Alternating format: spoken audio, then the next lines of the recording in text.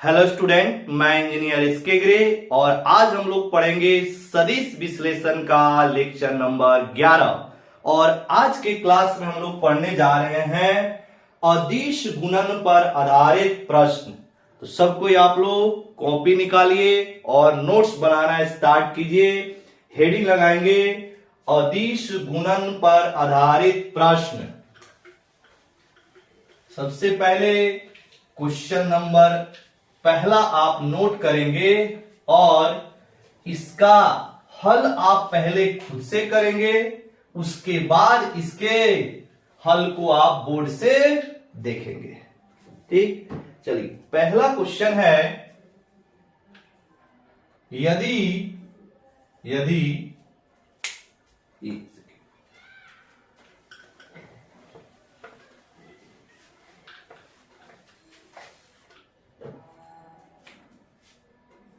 यदि सदिश E बराबर AXI plus EYJ plus AZK तथा सदिश B बराबर BXI plus BYJ plus BZK हो तो A डॉट B का मान ज्ञात करें।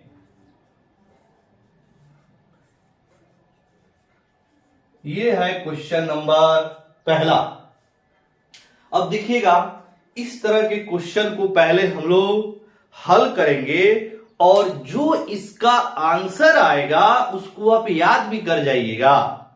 इसलिए इस बात को हम बोल रहे हैं यह एक आपको रिजल्ट देने वाला है।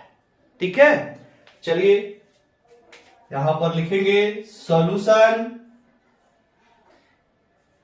जो आपका सदिश ए दिया है पहले उसको लिखिएगा AXI cap plus AYJ cap plus AZK cap, और इसके नीचे जो B दिया है उसको लिख दीजिएगा BXI plus BYJ plus BZK। ठीक है, अब हम लोग क्या करेंगे, यहां पर लिखेंगे A डॉट बी। तो A डॉट बी के लिए AXI cap plus AYJ cap plus AZK cap dot BXI plus BYJ plus BZK लिख दिया। अब क्या करेंगे, यहां पर AXI का डॉट इन तीनों से लेंगे। ठीक है, उसी तरह AYJ का डॉट फिर इन तीनों से लेंगे और AZK का डॉट फिर इन तीनों से लेंगे। ठीक है, तो क्या करेंगे यहां पर AX into BX I dot I plus AX into BY I dot J plus AX into BZ I dot K। ये हो गया आपका AX का डॉट तीनों से।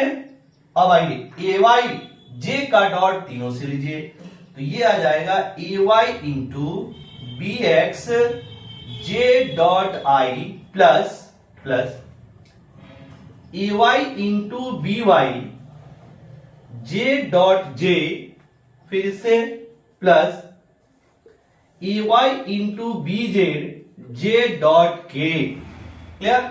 और फिर अब इसका डॉट लीजिएगा, लिखेंगे plus AZ into BX I dot AZ, यहां पर K हो जाएगा K डॉट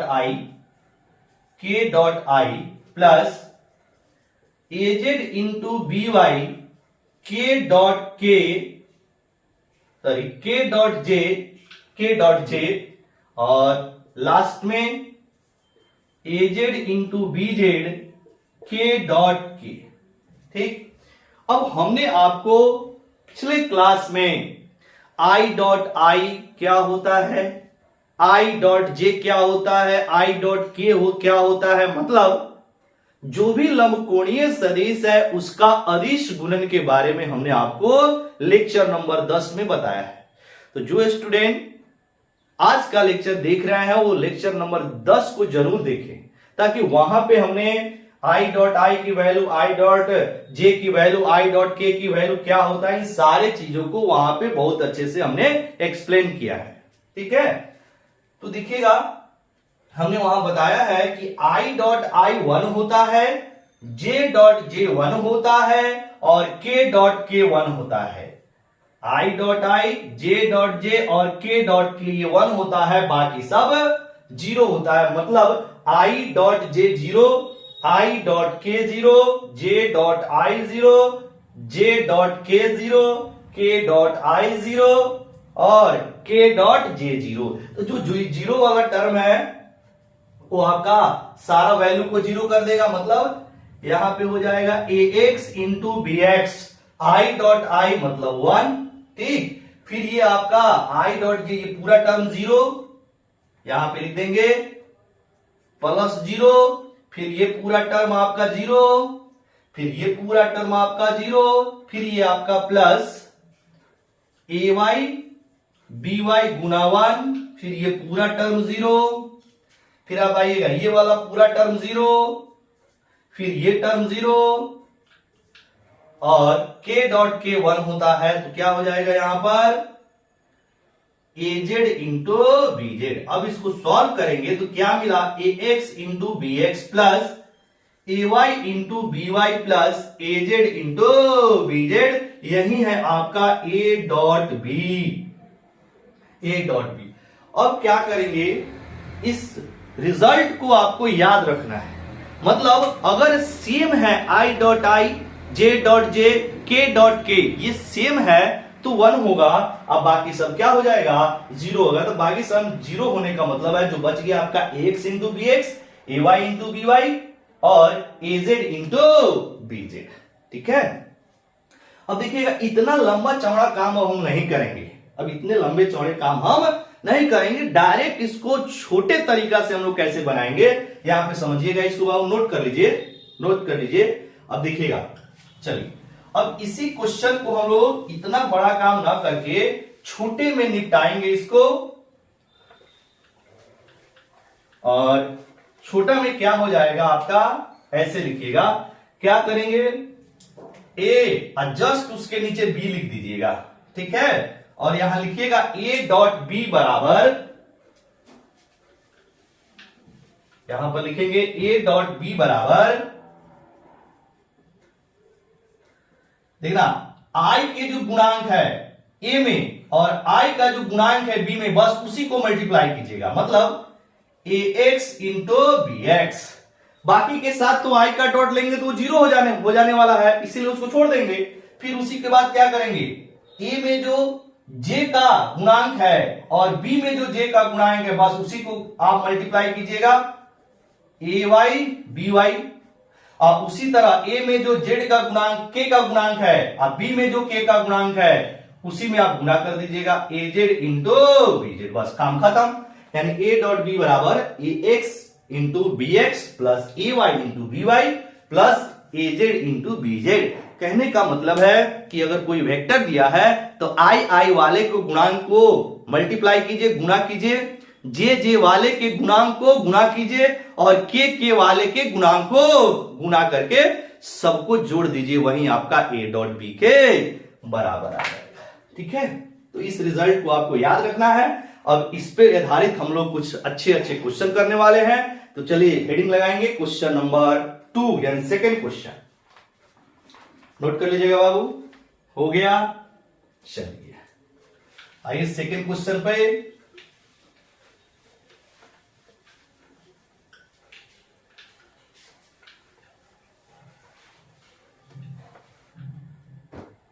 देखिए सेकंड क्वेश्चन क्या है, लिख रहे हैं बोर्ड पे। पहले आप क्या करेंगे, पॉज करके खुद से हल करेंगे, उसके बाद आप सॉल्यूशन देखेंगे। सेकंड क्वेश्चन है, यदि यदि सदिश A बराबर 3i -6j -2k तथा सदिश B बराबर i + 2j -2k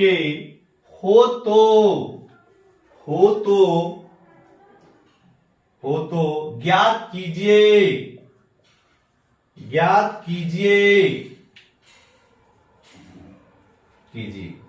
एक नंबर में सदिश A का परिमाण B में A डॉट B का मान और C में सदिश A और B के बीच का कोण, ये है क्वेश्चन। ठीक, चलिए पहले इसको पॉज करके आप लोग खुद से हल कीजिएगा, ठीक है। उसके बाद आप सॉल्यूशन बोर्ड से देखेंगे इसका। देखिएगा ये दिया हुआ है बाबू, ये क्या है, तो 3i -6j -2k, और साथ ही साथ b दिया हुआ है, b बराबर i cap plus 2j cap -2k cap. Clear. अब हमें a का परिमाण निकालना है, एक नंबर में पहले हमें a का परिमाण निकालना है।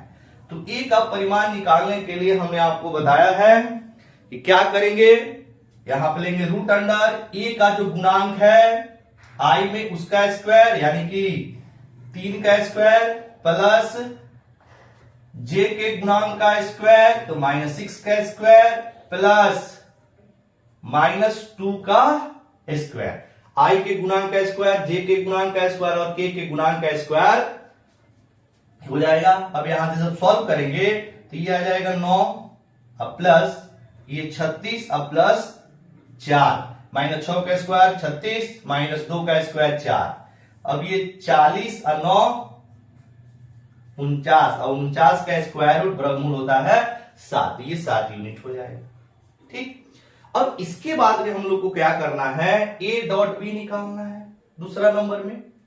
a डॉट बी यहां लिख दे रहे हैं, a डॉट बी, तो a डॉट बी में हमने लिखाया है ax into B X plus ay into B Y plus az into bz। तो यहां पर ax का काम 3 कर रहा है और bx का काम 1 कर रहा है, तो 3 गुना 1 हो जाएगा 3। ठीक, फिर यहां पर ay का मान -6 और by का मान है 2, तो -6 गुना 2 कितना हो जाएगा -12, और फिर उसी तरह यहां पर az का मान -2 और यहां पर आपका bz का मान -2, तो -2 गुना -2 +4 हो गया। सॉल्व करेंगे यहाँ पे 4 और 3 7 7 7 और -12 मिलके हो जाएगा आपका -5, 4 3 7 और माइनस आपका 12 है तो -5, तो ये डॉट भी कितना हो गया बाबू -12 डायरेक्ट। उसके बाद अब यहां पे हम लोग लिखेंगे a और b के बीच का कोण निकालना है, तो यहां पर आप लगाइएगा a डॉट b का फॉर्मूला, नहीं तो a डॉट b क्या होता है, a डॉट b बराबर a का मैग्नीट्यूड फिर b का magnitude into cos theta, a का परिमाण गुना b का परिमाण गुना कॉस थीटा, और थीटा क्या है, a और b के बीच का कोण होता है थीटा, नहीं तो आपको यहां पर थीटा ही तो निकालना है, a और b के बीच का कोण है, थीटा क्या है, a और b के बीच का कोण होता है। तो दिस इंप्लाइज अगर यहां पे कॉस थीटा लिखे तो क्या हो जाएगा, a डॉट b बटा में a का परिमाण और फिर इंटू b का परिमाण, तो ये आ जाएगा कॉस थीटा बराबर -5, a डॉट बी अभी निकाला है कितना आया -5, और a का परिमाण आया है 7 और b का परिमाण आप निकाल लीजिए। फिर यहां पर i के जो गुणांक है, b में i का गुणांक 1 है तो 1 का स्क्वायर, j का गुणांक आपका 2 है तो 2 का स्क्वायर और k का गुणांक आपका -2 है तो -2 का स्क्वायर। तो ये आ जाएगा cos थीटा बराबर -5/7, और ये 2 का स्क्वायर 4, फिर या -2 का स्क्वायर 4, 4 4 8 1 9, 9 का वर्गमूल आपका हो जाएगा 3। ठीक है, हल करेंगे तो -5/21 हो गया। तो यहां से अगर थीटा निकालेंगे तो थीटा क्या हो जाएगा, cos इनवर्स -5/21। ये है आपका ए और बी के बीच का कोण। थीटा जो होता है वो ए और बी के बीच का कोण होता है। ये हमने आपको बहुत अच्छे से जहां डॉट प्रोडक्ट बताया है वहां पे हमने क्लियर कर दिया है। ठीक है, यानी प्रीवियस लेक्चर में, पीछे वाले लेक्चर में। तो ये आ गया आपका cos थीटा। ए का परिमाण निकल गया, ए डॉट बी का मान निकल गया, और ए और बी के बीच का कोण भी निकल गया। चलिए अब अपना मिला लीजिए, हुआ IF। क्वेश्चन नंबर 3 चलते हैं क्वेश्चन नंबर 3 पर। क्वेश्चन नंबर 3 बढ़िया क्वेश्चन है।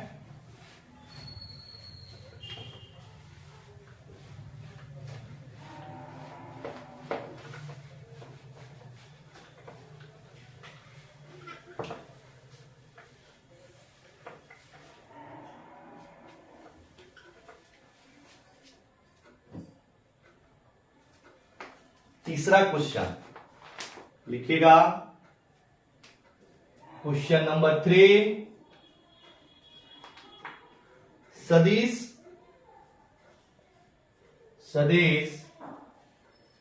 2i + 3j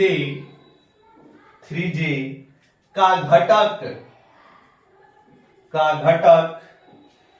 सदिश i + j की दिशा में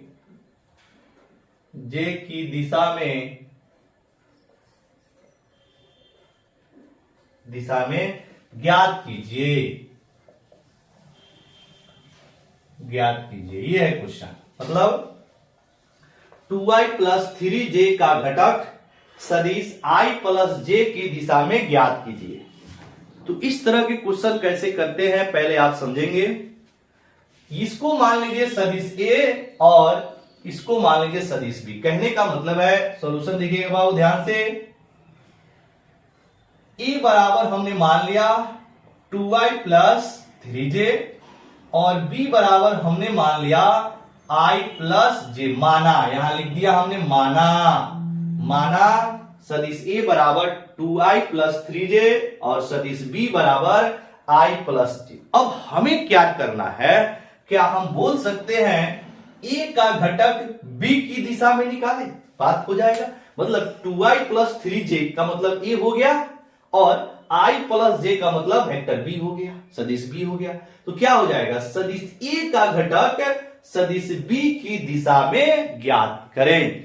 और इसके लिए फिर से हम लोग जो आपको अदिश गुणन यानी डॉट प्रोडक्ट का जो हमने फॉर्मूला बताया है वहां पे चलेंगे। क्या देखिएगा, यहां पे लिखते हैं सॉल्यूशन। हमने आपको A.B बताया था कि A.B बराबर होता है AB cos थीटा, और इसको हमने हल किया था तो आया था A.B बराबर A cos theta into B। देखिए, और वहां पे हमने बताया था A cos थीटा जो होता है सदिश A के घटक का परिमाण। ठीक, यानी कि अगर A.B हम लोग बोले तो इसको ऐसे भी लिख सकते हैं, सदिश A.B बराबर होता है सदिश A का घटक का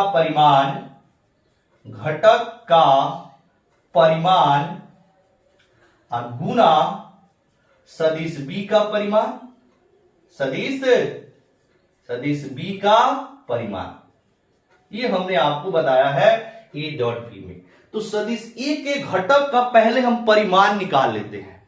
अगर किसी सदिश का परिमाण निकल जाएगा तो उस सदिश को निकालने में हम लोग को थोड़ा सा फायदा मिलेगा।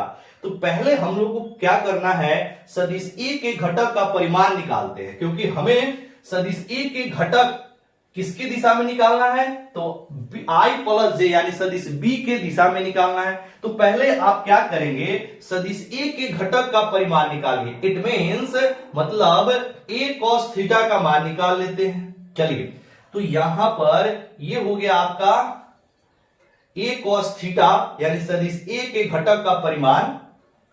तो ये आ जाएगा आपका a cos थीटा बराबर a डॉट b अब बटा में b का परिमाण। तो ये हो जाएगा सदिश a के घटक का परिमाण। ठीक है, अब a डॉट b निकालेंगे। a डॉट b निकालना क्या है, बहुत ही सिंपल है, ax इंटू bx, मतलब 2 गुना 1 बराबर 2, फिर ay इंटू by 3 गुना 1 बराबर 3। अब जिसका az इंटू bz है, ये नहीं, ना तो az है ना तो bz है, कहानी खत्म। तो ये आ जाएगा 2 गुना 3, अब बटा में b का परिमाण। b का परिमाण क्या हो जाएगा, तो b में i का गुणांक 1 है, तो 1 का स्क्वायर प्लस आपका j में j का गुणांक 1 है, तो 1 का स्क्वायर। हल करेंगे तो ये हो जाएगा 5√2। तो 5√2 क्या निकला, a cos थीटा निकला। लेकिन अब हमें इस सदिश को निकालना है। सदिश a के घटक किसकी दिशा में, b की दिशा में। तो किसी भी सदिश को लिखना है, ध्यान समझिएगा, अगर किसी सदिश को लिखना है तो पहले क्या करते हैं, उस सदिश का परिमाण लिखते हैं, और जिस दिशा में निकालना है उस दिशा की एकांक सदिश लिखते हैं। याद कीजिए, एकांक सदिश मतलब अगर किसी सदिश को लिखना है, जैसे सदिश a को लिखना है किसकी दिशा में, b की दिशा में, ध्यान समझिएगा। तो सदिश a को अगर b की दिशा में लिखना है तो सदिश a का परिमाण इंटू सदिश b की दिशा में एकांक सदिश, यही तो हो जाएगा सदिश a। तो हमें क्या करना है, आपका सदिश a के घटक लिखना है। सदिश a की जो घटक है उस सदिश को लिखना है, नहीं, यानी a cos थीटा को लिखना है वेक्टर फॉर्म में। तो ऐसे अगर भाषा में चाहे तो लिख सकते हैं, सदिश a के घटक b की दिशा में, सदिश a की घटक b की दिशा में बराबर क्या होगा बाबू, सदिश a के घटक का परिमाण, सदिश a के घटक का परिमाण मतलब a cos थीटा। सदिश a के घटक का परिमाण कितना है, सदिश a के घटक का परिमाण a cos थीटा ही तो है। अब गुना हो जाएगा आपका किसकी दिशा में, तो b की दिशा में। तो सदिश b का क्या लेंगे, एकांक सदिश ले लेंगे, यानी सदिश a के घटक का परिमाण इंटू b की दिशा में एकांक सदिश, नहीं तो b कैप हो जाएगा।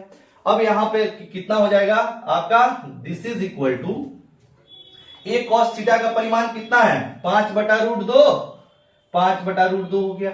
आप b कैप निकालेंगे तो b कैप क्या हो जाएगा बाबू, सदिश b डिवाइडेड बाई b का परिमाण। तो ये आ जाएगा 5√2, और सदिश b है i प्लस j, और b का परिमाण हो जाएगा फिर √2। अभी b का परिमाण निकालेंगे तो इसको हल करेंगे तो ये आ जाएगा 5/2 i प्लस j, यही हो जाएगा आपका सदिश सदिश 2i प्लस 3j का घटक सदिश i प्लस j की दिशा में। तो आप ऐसे निकाल लेंगे, ठीक है। तो ये हो जाएगा हम लोग का फाइनल आंसर। किसी भी सदिश को लिखना है तो पहले क्या करेंगे, उस सदिश का परिमाण लिखते हैं, और जिस दिशा में निकालना है उस दिशा की एकांक सदिश ले लेंगे। तो हमें क्या करना था, सदिश a के घटक वाला सदिश निकालना है। तो क्या हो जाएगा, सदिश a के घटक का परिमाण अब b की दिशा में निकालना है, तो b की दिशा में एकांक सदिश। तो सदिश a के घटक का परिमाण कितना है, a cos थीटा, तो ये cos थीटा निकल गया। और इसको किस दिशा में निकालना है, तो बोलिए इसको b की दिशा में निकालना है, तो b की एकांक सदिश लिख दिया। एकांक सदिश को कैसे लिखते हैं, सदिश बटा उसका परिमाण। सॉल्व कर लेंगे, आंसर आ जाएगा। क्लियर, आशा करते हैं जरूर समझ में आया होगा आपको। चलिए इसको नोट कीजिएगा। इसके बाद अगला क्वेश्चन हो गया, आइए अगला क्वेश्चन।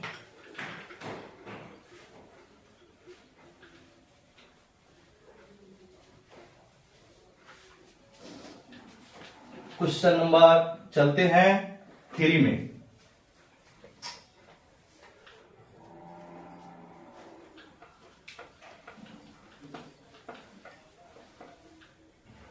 देखिएगा तीसरा क्वेश्चन क्या है, बोला है सिद्ध कीजिए कि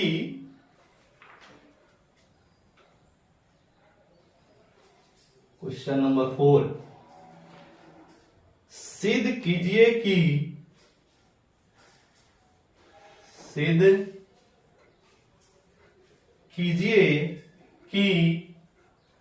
सदिश ए बराबर 4i माइनस जे प्लस 2k तथा सदिश बी बराबर i प्लस 2j माइनस के परस्पर लंबवत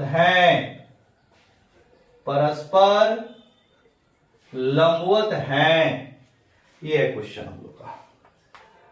अब दो सदिश कब परस्पर लंबवत होंगे इसको बता रहे हैं। हमने आपको अदिश गुणन यानी डॉट प्रोडक्ट में बताया था कि अगर दो सदिश एक दूसरे पर लंबवत होते हैं तो उनका अदिश गुणन शून्य होता है। इसका कारण क्या है कि दोनों सदिशों के बीच में जो कोण बनेगा वो 90 डिग्री का बनेगा और a डॉट बी बराबर होता है ए बी कॉस 90 डिग्री, मतलब थीटा, तो थीटा का मान हो जाएगा 90 डिग्री और कॉस 90 के चलते सारा वैल्यू हो जाएगा आपका 0।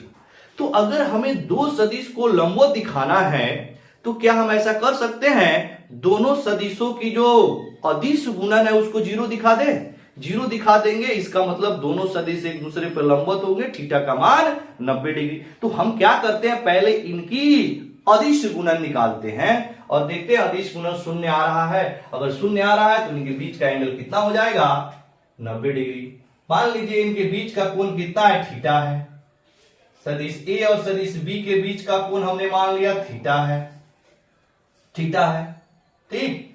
अब आपको थीटा 90 डिग्री दिखाना है तो क्या करेंगे, यहां पर हम लोग लिखेंगे ए डॉट बी बराबर होता है ए का परिमाण बी का परिमाण इंटू कॉस थीटा। नहीं, तो जब आप यहां से थीटा निकालोगे तो अपने आप आ जाएगा ये ए डॉट बी बटा में ए का परिमाण इंटू बी का परिमाण। अब ए डॉट बी निकालिए, ए डॉट बी देखिएगा वो 0 आएगा। कैसे, तो ए डॉट बी निकालने का तरीका हमने बताया है ए एक्स इंटू बी एक्स। तो यहां पर एक्स का मान 4, बी एक्स का मान कितना हो जाएगा 1, तो 4 गुना 1 4 हो गया। उसके बाद ए वाई इंटू बी वाई, तो -1, ए वाई क्या होता है, जे का गुणांक होता है, तो -1 का गुना 2 क्या हो जाएगा बाबू, -2। फिर उसका क्या होता है एजेड इंटू बीजेड, तो यहां पर एजेड 2 और बीजेड हो जाएगा -1, तो 2 गुना -1 फिर -2 आ जाएगा और डिवाइडेड बाई, इसको निकालने की कोई जरूरत नहीं है क्योंकि हमें ऊपर दिख गया 0। ये हो गया +4, ये आपका -4, 0 और 0 बटा कुछ भी, ए का मैग्नीट्यूड और बी का मैग्नीट्यूड क्या दे देगा 0। मतलब हमें ये यहां से निकल गया cos थीटा बराबर 0। तो अगर cos थीटा 0 है तो लिख सकते हैं cos थीटा बराबर cos 90 डिग्री और दोनों तरफ से हट जाएगा cos, तो थीटा बराबर क्या हो गया 90 डिग्री। क्योंकि आपका cos 90 कितना देता है 0, तो 0 के नीचे आप cos 90 लिख सकते हैं। दोनों तरफ से cos हटा, थीटा हो गया आपका 90 डिग्री, यही प्रूफ हो गया। यानी दोनों सदिश एक दूसरे पर क्या है लंबवत, यहां लिख सकते हैं अतः सदिश ए और सदिश बी एक दूसरे पर लंबवत हैं। बस सिद्ध हो गया, यही सिद्ध करना था, ठीक, नोट कर लीजिएगा। अगला क्वेश्चन नंबर 5, 5वां क्वेश्चन नोट कीजिएगा बाबू, सिंपल क्वेश्चन था ये।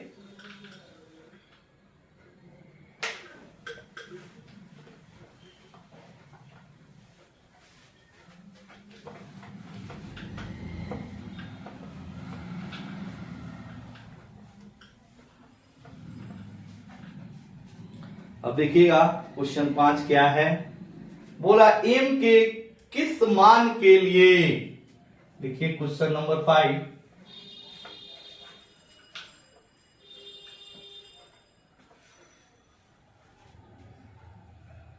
m के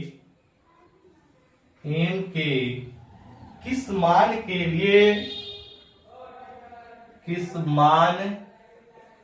लिए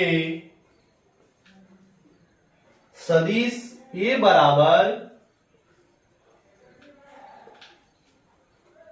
2y प्लस जे माइनस के 2y प्लस जे माइनस के तथा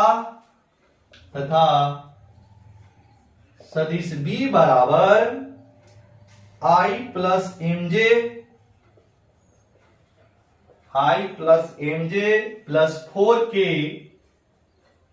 परस्पर लंबवत होंगे।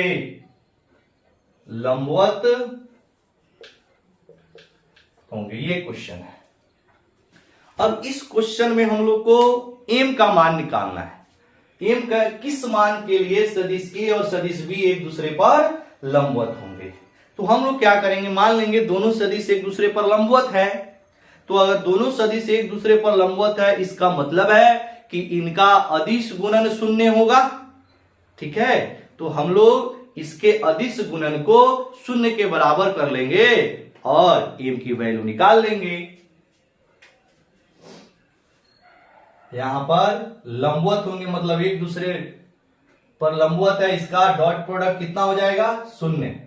यहां पर लिखेंगे यदि सदिश ए और सदिश बी दोनों परस्पर लंबवत है तो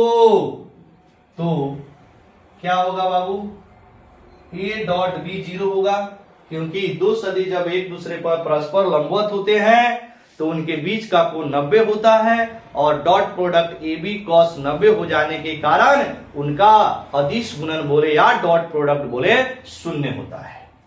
ठीक है, अब इसका डॉट निकाल लीजिए, A X into B X, तो 2 और गुना 1 2 हो जाएगा, plus A Y into B Y, A का गुना एम हो गया, अब plus A Z into B Z minus A का गुना 4 माइनस 4 बराबर 0, मतलब 2 प्लस एम माइनस 4 बराबर 0। इसको हल करेंगे तो m माइनस 2 बराबर 0, यहां से m निकालेंगे, m का मान कितना हो जाएगा, 2 हो जाएगा। ठीक है, यानी m बराबर अगर 2 होगा तो सदिश a और सदिश b दोनों एक दूसरे पर परस्पर लंबवत होंगे। क्लियर? तो चलिए आज का क्लास हम लोग यहीं खत्म करते हैं, फिर मिलेंगे अगले क्लास में। तब तक आप लोग पढ़ाई करते रहें। Very very thanks.